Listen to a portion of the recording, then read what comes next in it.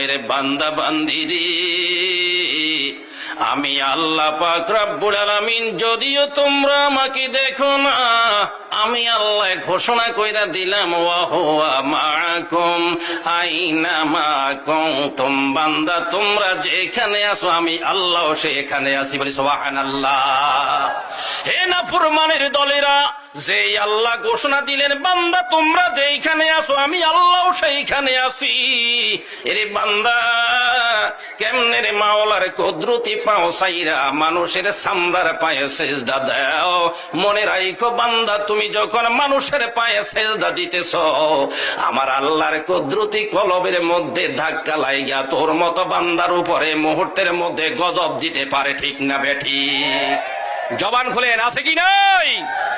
আপনার আমার সমাজে কোন ধরনের বেকুব, কেমন জ্ঞান তাদের, যে মানুষগুলো আমার আল্লাহ স্পষ্ট ভাষায় ঘোষণা দিছে। কি সুন্দর কথা, উবুদনি ওয়াসজুদনি, রে বান্দারে আমি আল্লাহর গোলামি কর, আমি আল্লাহকে সিজদা দে। সুবহানাল্লাহ। আমাদের সিজদা মাঝে মধ্যে একটু এদিক এদিক হয়নি না, হয় না? একটু জবানটা খোলেন না, হয় নেই বাসি? হ্যাঁ হয় না দে এমন না, মাশাআল্লাহ কি ঠেলা। ও পর আল্লাহ জন তো করে জন ছাড়ি দিয়েছে, করতে থাক, অসুবিধা নাই। তবে আমার আল্লাহ কয় ইন্না বাতশা রাব্বিকা ওয়া হুয়া মাআকুম আইনামা কুনতুম। ও ইব্রাহিম খলিলুল্লাহর সন্তানেরা, একটু চক্ষুটা বন্ধ কইরা কোরআনে পাকের দিকে নজর করেন। হযরত ইব্রাহিম খলিলুল্লাহকে নমরুদের আগুনে যে সময় নিক্ষেপ করতে যায়, ওই মুহূর্তে ইব্রাহিম খলিলুল্লাহ আমার আল্লাহকে ডাক দিয়া বলে, মাবুদ আমাকে জ্বালাইবার জন্য নমরুদে আগুনের কুণ্ডুলি তৈরি করছে রে, দেখো ধাও ধাও করে আগুন জ্বলে। হযরত ইব্রাহিম খলিলুল্লাহকে প্রস্তাব দিল, রে ইব্রাহিম রে, দেখ রে এই আগুনের ভিতরে কেমনে জ্বলবে ইব্রাহিম, এখনো সময় আছে, নমরুদকে রব হিসাবে ঘোষণা দে। বলি নাউযুবিল্লাহ। হযরত ইব্রাহিম খলিলুল্লাহ আপনার আমার বাবা, আপত্তি আছে নি? জবানটা বলেন, আপত্তি আছে না? বাবা গো বাবা কত দিলা থাবা, করলাম ওরে পাগল দেওয়ানা। কয়নি না, কয় না? বাবা রে বাবা কত দিলা থাবা, করলাম ওরে পাগল দেওয়ানা। এরে পাগলের গোষ্ঠী পাগল, তুই নিজেই তো স্বীকার করস বাবা তোরে থাবা মারি যত কিছু আছে সব কিছু নিয়ে যায়। ঠিক না বেটি? কিন্তু এরপরে বান্দা কেমনে রে পাগলের মতো কারবারটা করো? আশ্চর্য হইয়া গেলাম রে, কেমনে রে বাবা রে বাবা মারলি তুই থাবা, কথাটা সত্য কথা। যেমনে মনে কয় এমনে বাবারে বুঝিনি, আরে কদুর গোষ্ঠী পর্যন্ত দিয়ে যাই দিন ঘরে কল লাগে, যাত্রা করে গাছে কদুটা ধরছে, আল্লাহর ফসলে দিয়ে যাইছি, কোনায় দিয়ে যাইছেন। এতে বেড়া এমন এক জায়গার নাম কইছে, ও আই কইলাম রে ভাই আমার পেটটা তো খালি আছিল, কিনবার মতো যদিও তো অভিজ্ঞ আছে, কিন্তু কিনতাম হারি ন, বেড়ির কথা মন লাগে লাগে তরকারি কিনতাম হারি ন, যদি তুই আমারে দিয়ে যাইতি তাহলে তো আমার ঘরে ফাঁকটা সুন্দর ভাবে চলতো। হে নাফরমানের দলেরা, সেই ইব্রাহিম খলিলুল্লাহ আপনার আমার বাবা, কোনো আপত্তি নাই তো? বানাইছে কে? আল্লাহ কইতে কোনো ভয় নাই তো? দেন না একটু জায়গাটারে একটু মেহেরবানি করে লাড়ি ছাড়ি আমার আল্লাহটাকে একটু আল্লাহ শব্দটা শোনাইয়া দেন। সকলে জবান খুলি বলি, তিনি হলেন কে? আমার আল্লাহ। আমার আল্লাহ আল কোরআনের আলো, আল হাদিসের আলো, আরে তাকবীর। তিনি হলেন আমাদের বাবা। ও বাবা, এটা এই বাবা কোন আমিও বানাইনো, আপনারাও কেউ বানানো, আর বাবা আলী আশরাফও বানাইনো, আর ভাই ভাইও বানাইনো। এ বাইরে আল্লাহ যিনি তিনি, আর বাবা আলী আশরাফের আল্লাহ যিনি তিনি, আমার আল্লাহ যিনি তিনি, আপনাদের সকলের আল্লাহ যিনি তিনি ঘোষণা দিয়ে দিছে, মিল্লাতা আবিকুম ইব্রাহিম হুয়া সাম্মাকুমুল মুসলিমিন। সুবহানাল্লাহ কইতেন না? এখানে সুন্দর অতি সূক্ষ্ম একটা কথা নিহিত আছে। হুয়া ইব্রাহিম মিল্লাতা আবিকুম ইব্রাহিম, এটা আল্লাহর ঘোষণা। আমাদের জন্য বাপ আমার আল্লাহ নিজেই নির্ধারণ করে দিলেন, তিনি হলেন হযরতে ইব্রাহিম। আচ্ছা, আলহামদুলিল্লাহ, উপস্থিত মজলিসে আমার চাইতেও জ্ঞানী গুণী অনেক অনেক অধিক ভাইরা আছেন। জবানটা খুলে বলুন তো দেখি, আমরা যে মুসলমান, আমাদের এই মুসলমান নামটা কি আল্লাহ রাখছেনি? আমরা তো মুসলমান, কথা কন না কি মিয়া, আমরা মুসলমান, এই কথা যদি আমরা স্বীকার না করতে পারি তাহলে ওই হিন্দু খ্রিস্টানের তো রেডি হেন্ন গেছে হেন্ন গেছে। সকলে জবান খুলেন, বলেন আমরা ইমানদার মুসলমান, কথা বলেন ঠিক না ঠিক?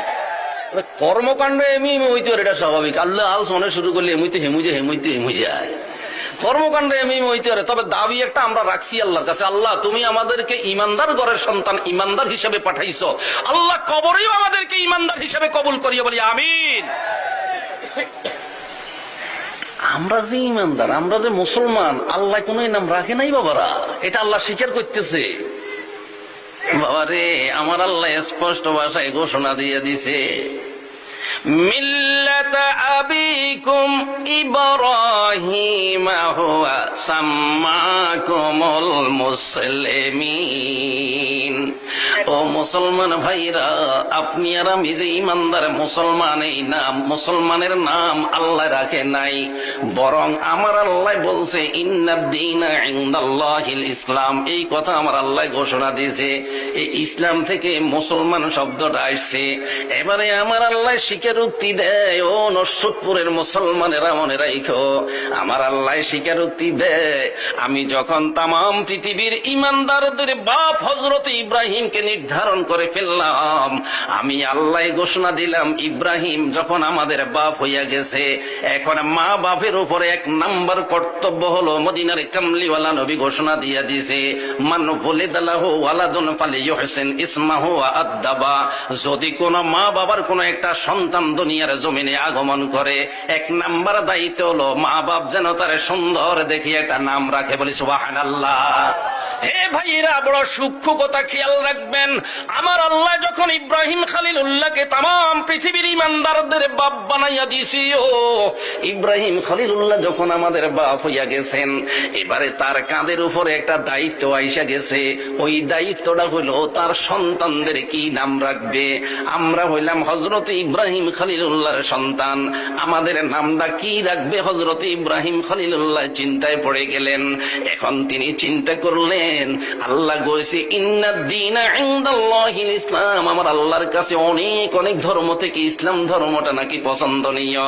এই জন্য হযরত ইব্রাহিম খলিলুল্লাহ ইসলাম থেকে আপনার আমার নামটা রেখেছে মুসলমান, বলি সুবহানাল্লাহ। কি কথা কি বুঝছেন?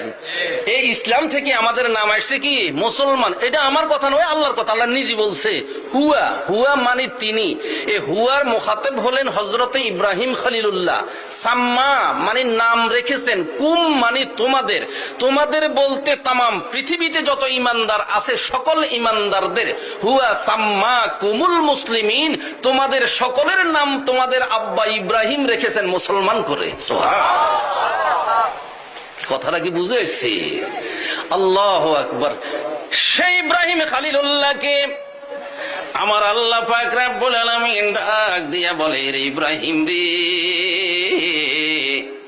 নমরুদের আগুন ধাও ধাও করে জ্বলে রে, ও ইব্রাহিম যা যা জিব্রাইল রে, আমার ইব্রাহিমকে কইয়া দাও কোনো ভয় নাই, কারণ আমি আল্লাহ ঘোষণা দিলাম, বান্দা তুমি যে এখানে আছো আমি আল্লাহ সে এখানে আছি, বলি সুবহানাল্লাহ। হে ইব্রাহিম কোনো ভয় নাই। হযরত ইব্রাহিম খলিলুল্লাহ আমার মাওলাকে ডাক দিয়া বলে, মাবুদ নমরুদের ধাও ধাও আগুন জ্বলতেছে, আমি ইব্রাহিম একমাত্র আপনার খুশির জন্য নমরুদের আগুনকে ভয় করি না। আল্লাহু আকবার বলছেন, আমি ইব্রাহিম আপনাকে খুশি করার জন্য নমরুদের আগুনকে পরোয়া করি না। আমি ইব্রাহিম আপনার খুশির জন্য নমরুদের কারাগার ভয় করি নাই। আমি ইব্রাহিম আপনার খুশির জন্য নমরুদের আগুনের কুণ্ডলী ভয় করি নাই। আমি ইব্রাহিম আপনার খুশির জন্য নমরুদের ধাও ধাও জ্বলন্ত আগুনের ভিতরে ইব্রাহিম আমি যাইতে প্রস্তুত হয়ে আছি। আমার আল্লাহ ডাক দিয়া বলি, রে জিব্রাইল রে, যা যা, আমার ইব্রাহিম অপেক্ষা করতেছে। আমার ইব্রাহিমের পক্ষ থেকে সেই নমরুদের আগুনের কুণ্ডলীর কাছে চলে যা। সর্বপ্রথম আমার ইব্রাহিমকে আমার সালামটা বলে দিও, আর ওই নমরুদের কুণ্ডলীটাকে বলে দিও। আল্লাহু আকবার কইছেন না মিয়া?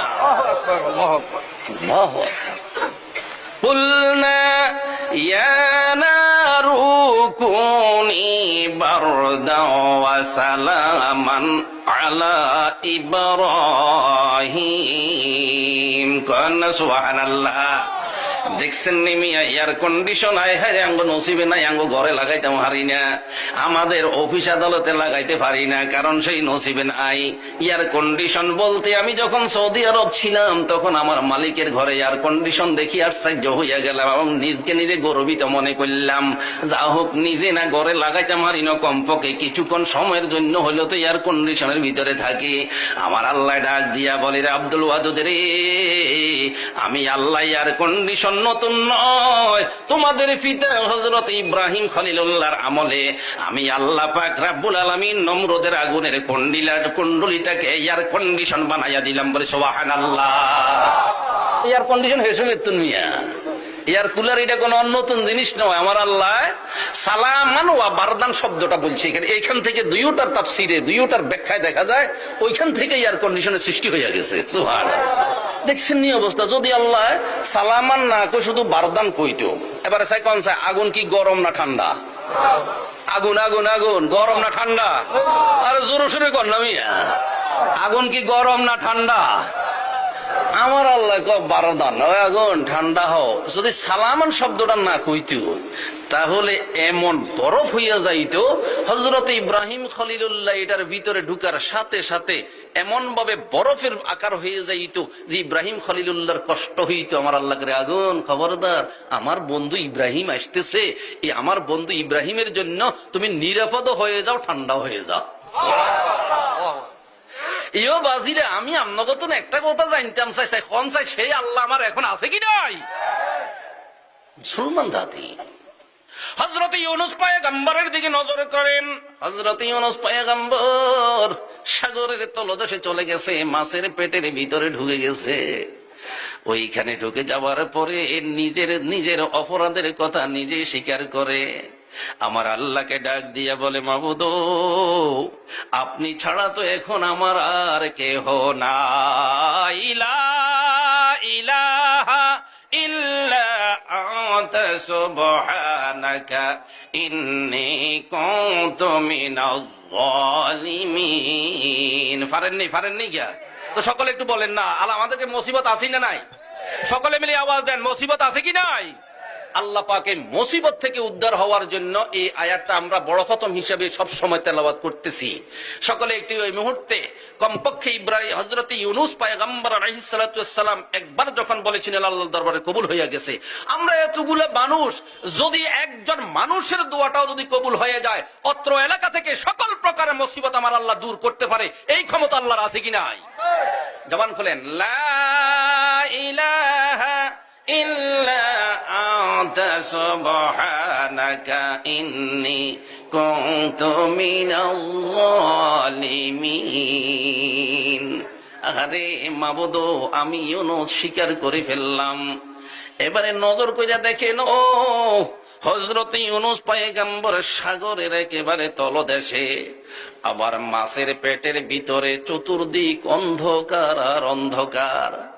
ইউনূস পয়গম্বরের কাছে একটা মানুষজন কেহই নাই। এমত মুহূর্তে ইউনূস পয়গম্বর আমার আল্লাহকে ডাক দিয়া বলে, মাবুদ আমি ইউনূস পয়গম্বর চিন্তা করে আমি নিজের অপরাধের কথাই নিজে স্বীকার করলাম। মানুষ নাই নাই নাই, কেহই নাই মাছের পেটের ভিতরে। যদি বুইজা থাকেন বলুন তো দেখি, একজন আছে, তিনি হলেন কে? আমার আল্লাহ আছে। হযরতে ইউনূস পয়গম্বরের ডাকে সাড়া দিয়া আমার আল্লাহ ডাক দিয়া বলে, ইউনূস রে, ফাস্তাজাবনা লাহু ওয়া নাজ্জাইনাহু মিনাল গাম্মি ওয়া কাযালিকা নুনজিল মুমিনিন। সকলে বলি আলহামদুলিল্লাহ। আল্লাহ পাকের এই আয়াতের মাতাহাতে গিয়া আল্লাহর কাছে আমরা এতটুকু আশ্বস্ত হই, বাপে ছেলের নিমক হারাম, ছেলে বাপের নিমক হারাম। আল্লাহর রাস্তায় জবানটা খোলেন, আমাদের সমাজে ইচ্ছা কিছু পরিবার আছেই না নাই?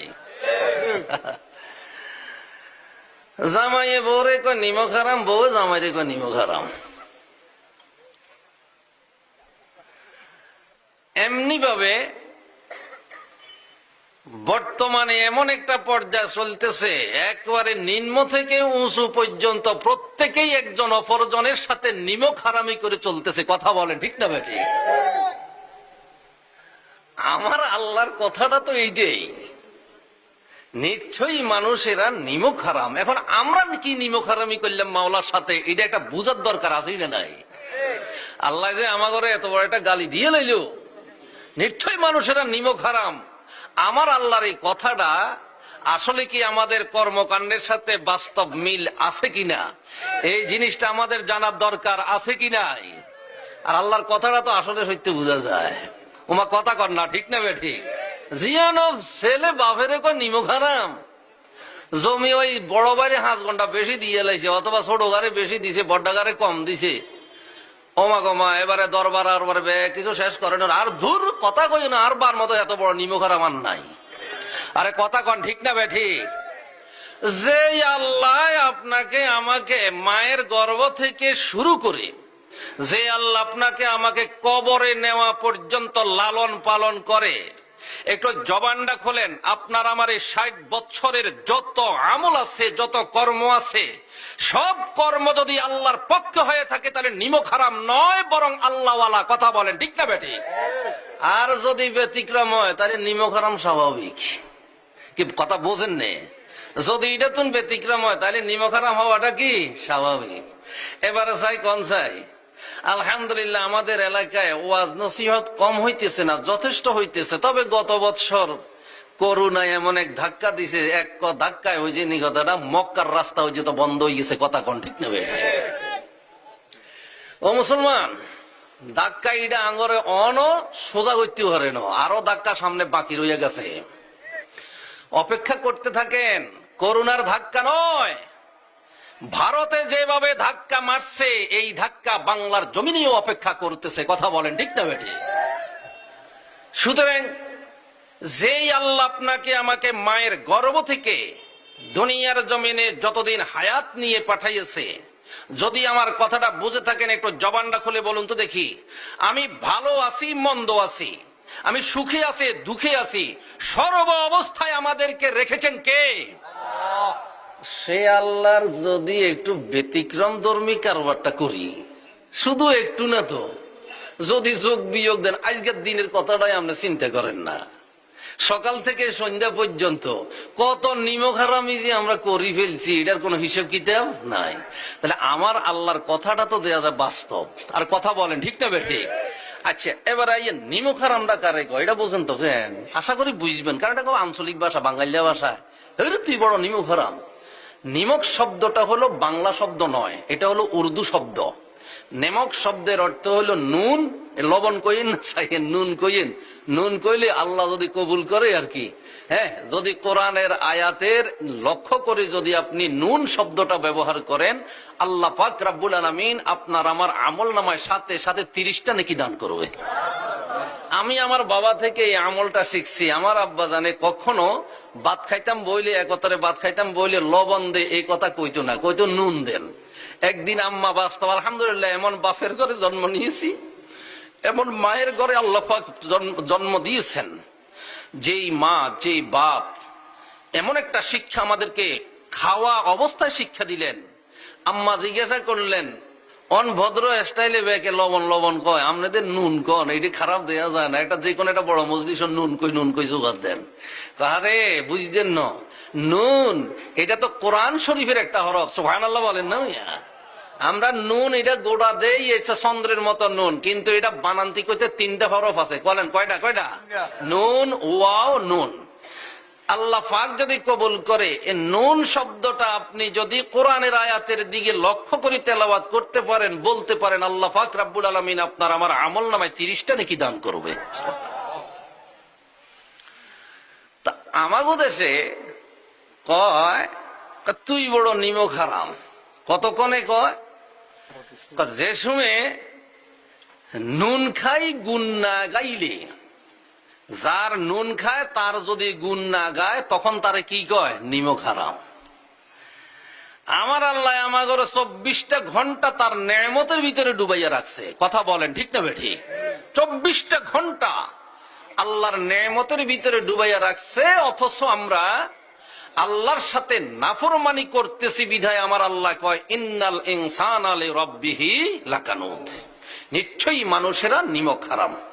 এই নিরিখে আল্লাহ পাক যদি তৌফিক দান করে, আমাদের প্রধান মেহমান আসার আগে আগে আলোচনাটা আপনাদের সামনে উপস্থাপন করার চেষ্টা করব। আল্লাহ পাক যেন তৌফিক দান করে, সকালে বলি আমিন। উত্তর দিকে জায়গাটা খালি আছে, সুতরাং গেট বন্ধ করে, গেট আমরা বন্ধ না করে মেহেরবানি করে উত্তর পাশে গিয়ে বসার চেষ্টা করি। وقال الله تعالى في كلامه المجيد والفرقان الحميد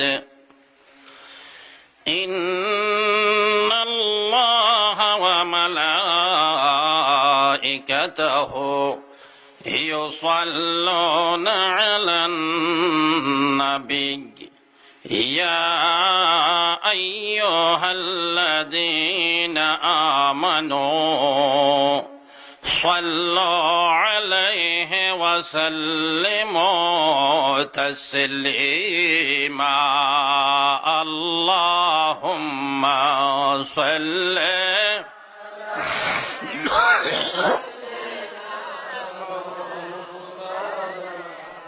محمد وعلى آله سيدنا مولانا محمد اللهم صل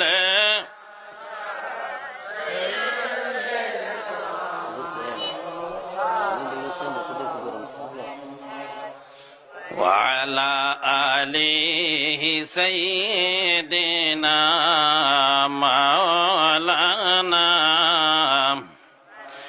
ফরের জায়গা ফরের জমিন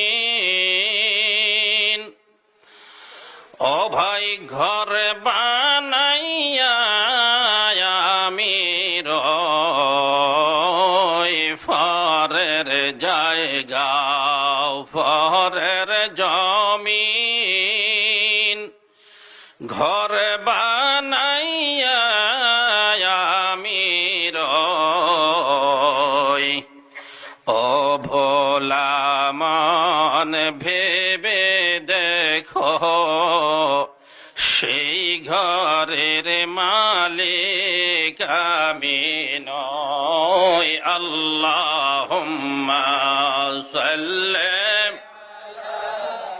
সাইয়্যিদিনা মাওলানা মুহাম্মদ ওয়া আলা আলিহি সাইয়্যিদিনা